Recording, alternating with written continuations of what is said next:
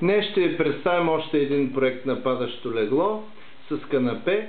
Напоследък хората предпочитат да не махат седалната възглавница, защото първо тя трябва да се съхрани някъде, второ това са излишни движения. Свалянето е изключително лесно, в случая с механизми на Хефеле, с пневматични амортисьори. Клиентите са избрали два декора. Имаме колани за захващане на завивките и на матрака да не се свлича. И дигането е също така лесно, както и свалянето. В случая имаме ротиращ крак с малко по-различен дизайн, с алуминиева конзола. Възглавниците също се слагат толкова бързо, колкото са свалени.